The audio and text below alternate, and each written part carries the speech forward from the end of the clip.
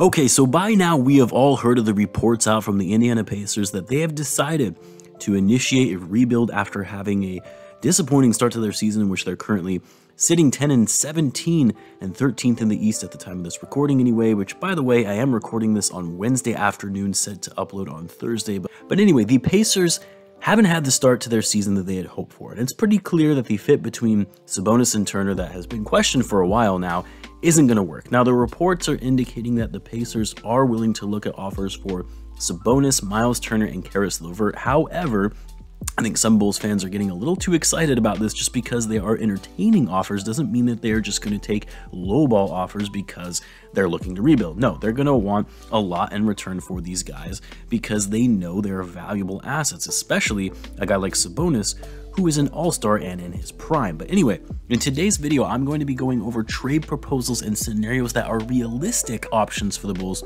as it relates to Sabonis and Myles Turner, and then of course discuss why some of the proposals I have seen from various Bulls fans are just not practical at all. Also, a big shout out to the sponsor of this video, Thrive Fantasy, but more on that in a little bit. So what's going on, everyone? You're listening to Bulls Central here. Hope you're all doing well. Now, I want to start with who I think is the better fit for the Bulls between Myles Turner and Domantas Sabonis, because that's sort of been the first question from most Bulls fans, is which player makes the most sense to pursue given the Bulls' needs in their lineup. Of course, both of these guys are big men, but they are also very different players in terms of their overall skill sets. Sabonis is a much more accomplished player on offense and also one of the best rebounders in the league, but isn't that great on the defensive end with his poor lateral footwork and his inability to block shots relative to his size.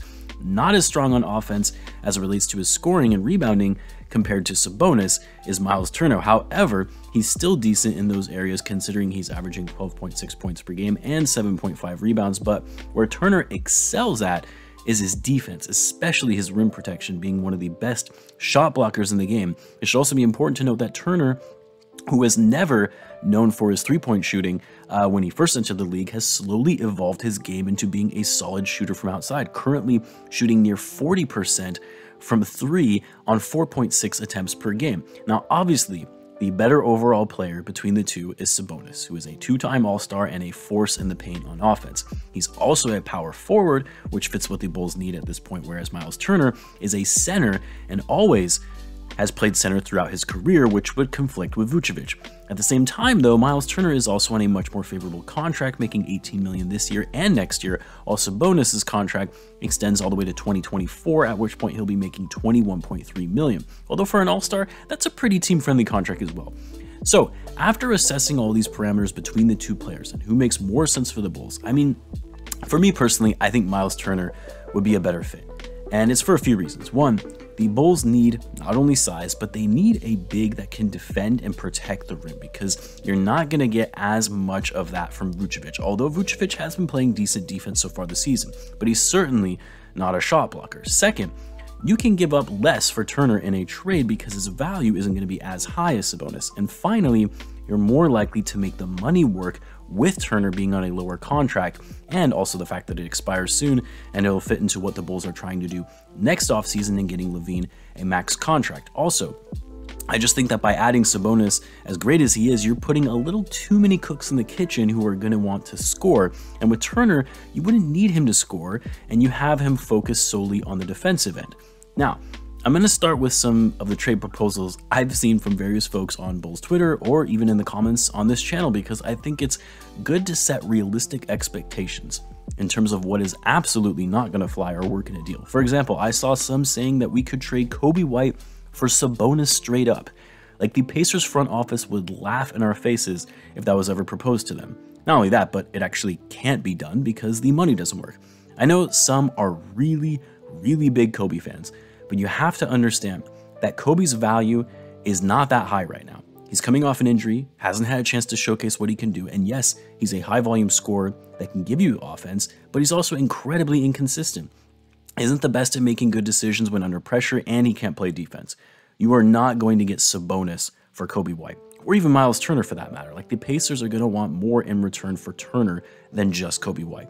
Then, of course, you have some who are willing to offer way too much to get someone like Myles Turner as an example. I saw a few people proposing Coby White, Patrick Williams, and the Bulls' first-round pick from Portland for Myles Turner, and that's putting too much of your future all for Myles Turner. For Sabonis, that would be a little more reasonable because you're getting an all-star, but Myles Turner isn't worth that much.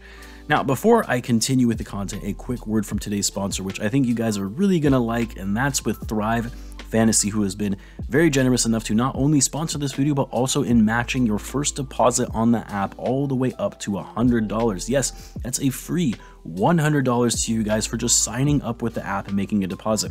You guys know I don't do sponsorships very often unless I really believe in what I'm promoting. And guys, this platform is actually legit. Thrive Fantasy is a daily fantasy sports and esports app for player props. With Thrive, you can eliminate the countless hours of research and focus only on top-tier athletes that have the biggest impact on the game.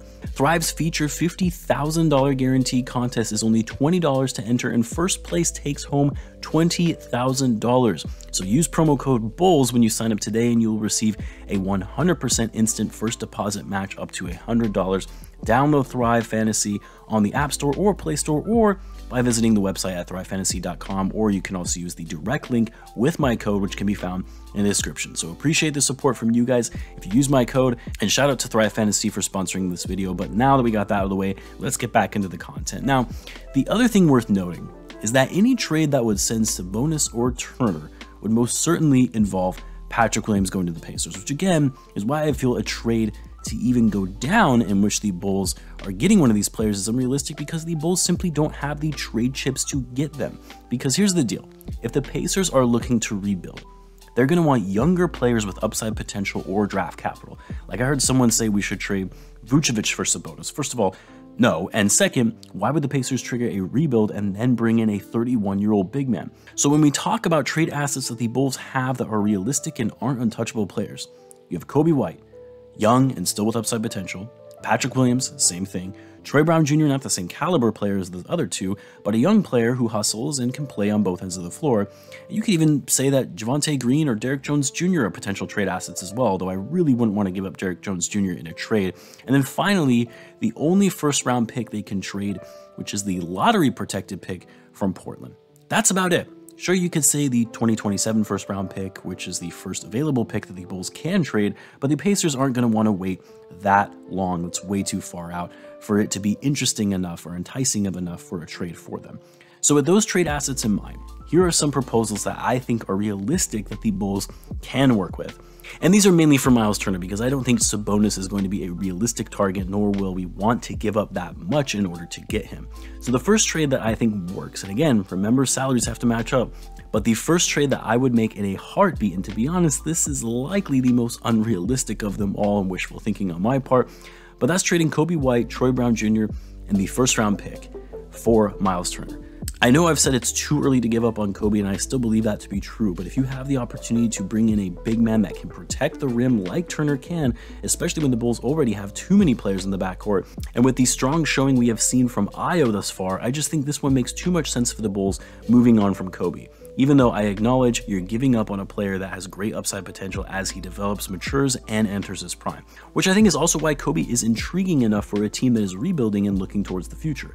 Troy Brown Jr., I've been really unimpressed with him so far this season. I really thought that this was going to be a big year for him, but he just hasn't panned out. Because he's only 21 and has shown flashes of being a great player, he holds some value that a rebuilding team might be interested in. And then of course the first round pick is attractive for the Pacers if they are looking to build assets for the future.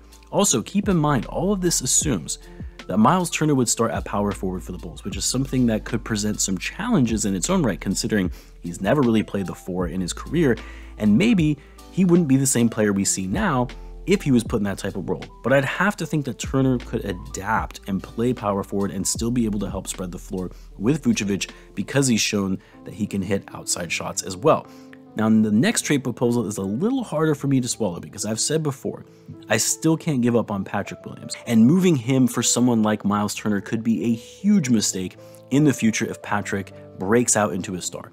But in this scenario, I'm trading Patrick Williams and Troy Brown Jr. for Myles Turner. See, the thing about bringing in another big man who wouldn't be on an expiring contract like Myles Turner, I know that some others have talked about Jeremy Grant or Christian Wood, by doing that, you're essentially pushing Patrick out to the bench, which maybe isn't an issue, but I think it slows down his development and it puts a question mark into the future on how this is going to work. So in a way, trading Patrick Williams, who has higher value than someone like Kobe, especially if it complicates the starting power forward role once Patrick gets back, could make more sense when looking to bring in a starting power forward. I still don't like it though. I would prefer to keep Patrick, but if we're talking about realistic trade options for the Bulls in getting Myles Turner, you're going to need to throw out bigger pieces that have more future value and potential on a team that is rebuilding. A couple of others, and I'll go through these a little more quickly, are Kobe and Derrick Jones Jr. for Myles Turner, or probably a bit more enticing, Kobe, Derrick Jones Jr. and Troy Brown Jr. for Myles Turner.